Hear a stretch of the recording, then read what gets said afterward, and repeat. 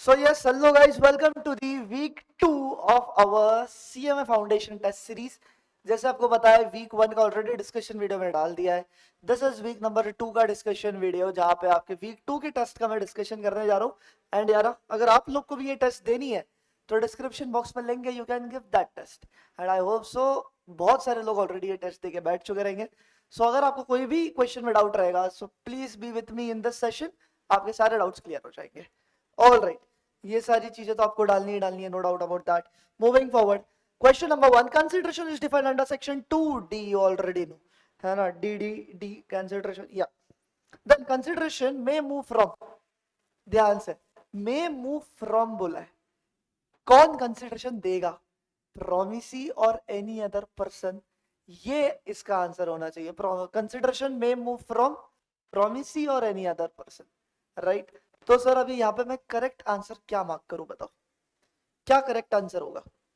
I am not telling कि ये question में ऑप्शन गलत है. एक्चुअली इसका आंसर है प्रोमिसी और एनी अदर पर्सन. पर अब मुझे मार्क करना है तो क्या करूं. देखो प्रोमिसर ओनली गलत है, प्रोमिसी ओनली बोला तो गलत है. जब मैं बात करता हूं एनी पर्सन, तो एनी पर्सन मतलब क्या होगा. एनी पर्सन मतलब सर कोई भी. तो क्या कोई भी में प्रोमिसी भी आ गया क्या. हाँ अरे ये भी तो हो सकता है. एनी पर्सन जब बोलता है तो कोई भी आ गया, प्रोमिसी भी आ गया, एनी पर्सन भी आ गया. तो getting it, the most appropriate answer is this. आगे, पास्ट कंसिडरेशन का क्या मतलब है. बहुत सिंपल. पास्ट कंसिडरेशन मतलब क्या, मेरे लिए किसी ने तो कुछ तो भी पास्ट में किया था, right. Something done in future नहीं, something done before promise, something done is present, something illegal, something done before promise, past में कुछ तो किया था. A statement, I may sell my bike for 50,000, क्या इसको ऑफर बोला जाएगा. नहीं, ये बस एक स्टेटमेंट है. मैं शायद यार मेरी बाइक बेचूंगा 50,000 में, सामने वाला ऑफर समझ रहा है भाई, ऑफर नहीं है, it is just a mere statement. अपन ने पढ़ा ही है, mere statement is not an offer. Offer must be कैसा, certain. Acceptance must be given within, acceptance का आपको कितने टाइम में देना है, prescribe time. Sir prescribe time नहीं बताया तो रीजनेबल टाइम है, either B or C. Acceptance after expiry of offer, अच्छा तुमने एक्सेप्टेंस दिया है बट एक्सपायरी ऑफ ऑफर के बाद. यहाँ पे बहुत सारे बच्चे वॉइड बोलेंगे इसको. बेटा वॉइड नहीं है, ये काउंटर ऑफर है. सर कैसे, क्या क्या बोल रहे हो, ये काउंटर ऑफर कैसे हुआ. काउंटर ऑफर तो बार्गेन होता है ना, गलत. काउंटर ऑफर मतलब सिर्फ बार्गेन नहीं होता है. समझो बात को, क्या हुआ है. मैं ऑफर, मैंने मिस्टर ए को ऑफर दिया है, सुन मेरा ये रिमोट खरीदेगा क्या. उसने बोला ठीक है बताता हूँ. मैंने बोला ओके, तुझे 2 दिन की मोहलत दे रहा हूँ, हाँ बोलना, एक्सेप्टेंस है ना तो 2 डेज में बता देना, राइट. 2 दिन बीत गए, उसका कोई भी आंसर नहीं आया. थर्ड डे पे वो आके बोल रहा है अरे हाँ हाँ मुझे तेरा रिमोट खरीदना है, प्लीज टेल मी. मेरा ऑफर था, अब मेरा ऑफर खत्म हो गया, मेरा ऑफर खत्म हो चुका है, मेरा ऑफर है ही नहीं अब. उस पे उसने एक्सेप्टेंस दिया. मतलब वो ये कहना चाहता है कि डीडी अगर तू अभी भी ऑफर को जिंदा कर सकता है तो मैं खरीदने के लिए तैयार हूं. उसने जो एक्सेप्टेंस दिया है, क्या उसके पीछे कंडीशन आ गई क्या कि ऑफर मर चुका है मुझे पता है, पर अगर तू ऑफर को जिंदा कर सकता है तो मैं खरीदने के लिए तैयार हूं. एक्सेप्टेंस दे रहा है बट अगर ऑफर जिंदा होता है तो कंडीशनल एक्सेप्टेंस को क्या काउंटर ऑफर बोलेंगे या नहीं. Counter offer. Very trick question, very trick question. जिसने भी ये सही दिया है आपको hats off. And I am damn sure जिसने भी ये सही दिया है लॉजिक के साथ नहीं दिया रहेगा. आई होप सो लॉजिक समझ गए आपको. अगला, acceptance must be communicated accept in case of. अच्छा एक्सेप्टेंस कम्युनिकेट करना है पता है, बट कौन से केस में नहीं करना पड़ता है, इम्प्लाइड के, ऑफ कोर्स, क्योंकि इम्प्लाइड में बोल के लिख के कुछ नहीं होता है. A proposal when separated becomes, अच्छा स्पेलिंग गलत है, अरे सॉरी सॉरी सॉरी, सेपरेटेड नहीं एक्सेप्टेड. ओहो हमारे टेस्ट मेकर को जरा बताना पड़ेगा भाई, स्पेलिंग ढंग से लिखो. ओहो पॉमिस लिखा है, माफ करना, एक आधे क्वेश्चन में गलती हुई है. A proposal when accepted becomes a promise. गजब. An offer is defined under which section? Offer 2A. Yes. Consideration must not be all of the above. Consideration कैसा नहीं होना चाहिए, immoral, unlawful कैसे, ये सब नहीं होना चाहिए. अच्छा, communication of offer is complete when? Offer का communication complete कब होता है बताओ. Offer is always completed जब सामने वाले को पता चला. Come to the knowledge of offering. A statement of price, just statement of price क्या है, ऑफर है नहीं, एक्सेप्टेंस है नहीं, इनविटेशन टू ऑफर है शायद से, प्रॉमिस तो नहीं है.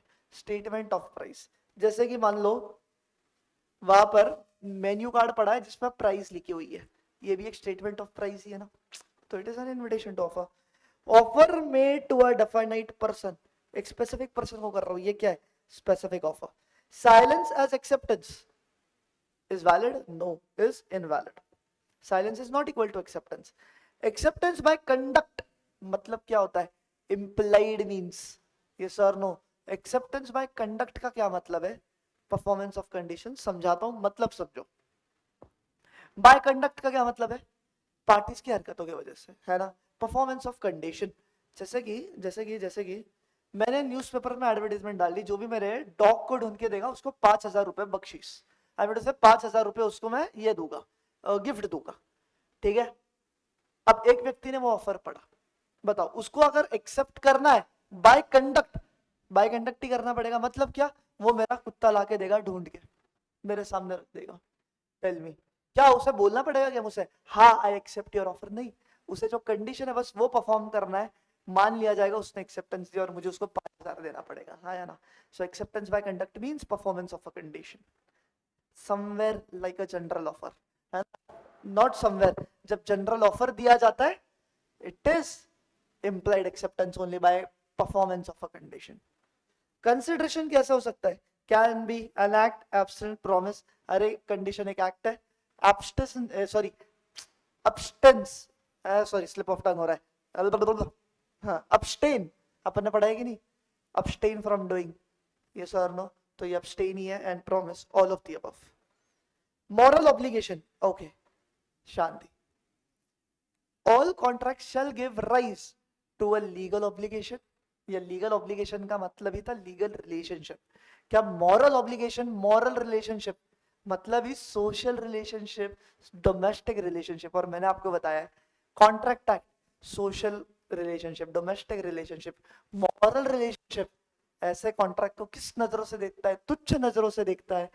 क्या एक मॉरल ऑब्लिगेशन वैलिड कंसिडरेशन? नहीं, नॉट अ कंसिडरेशन भाई, राइट।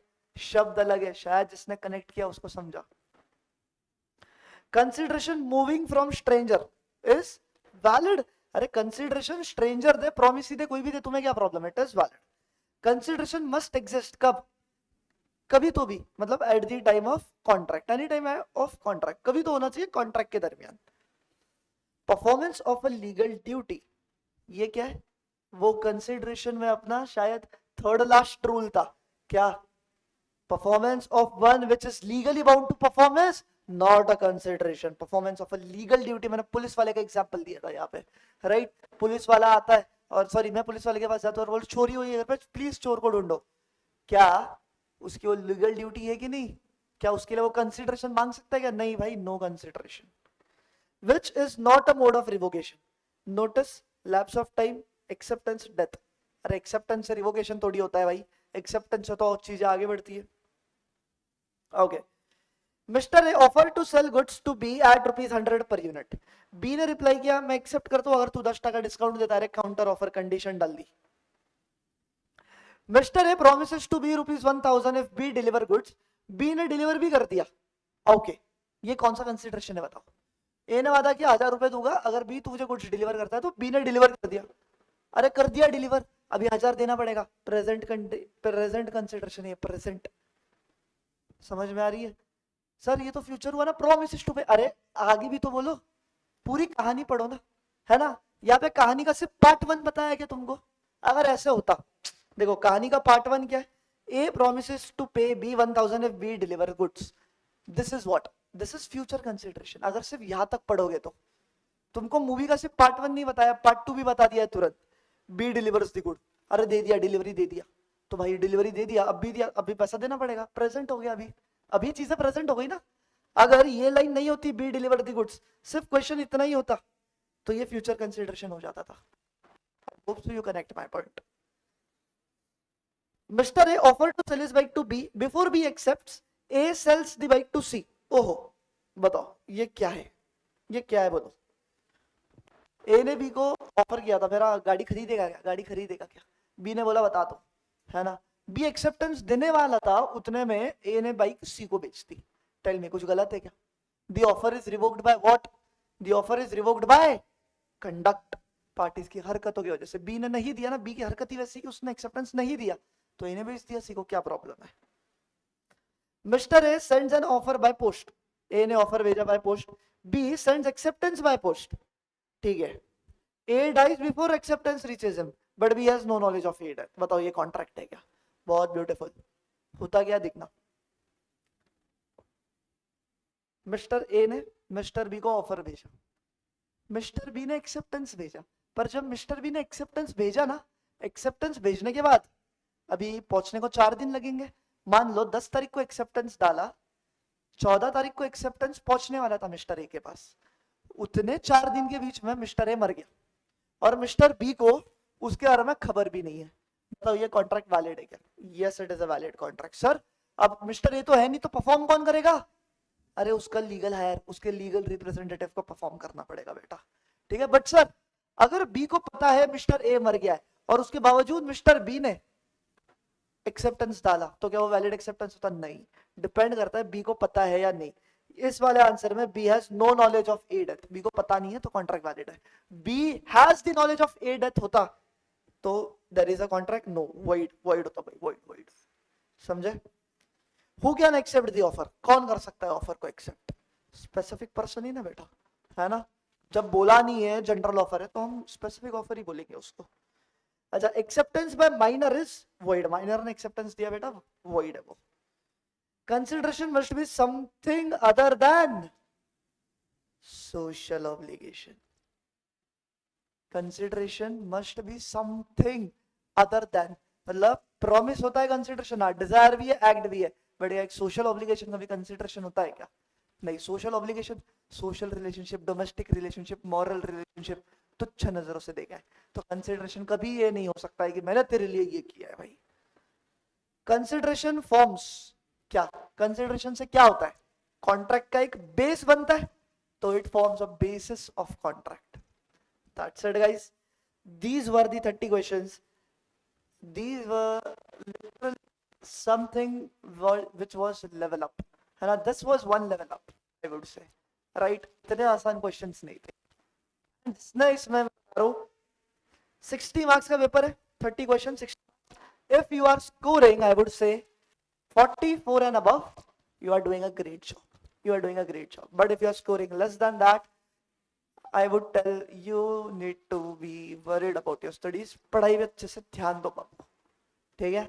ऑल राइट गाइस, इसी तरीके से वीक 3 में भी मिलूंगा मैं आपसे, आपके साथ डिस्कशन करने आपका लॉ का पेपर, जो कि हम वीक 3 के टेस्ट में डालेंगे।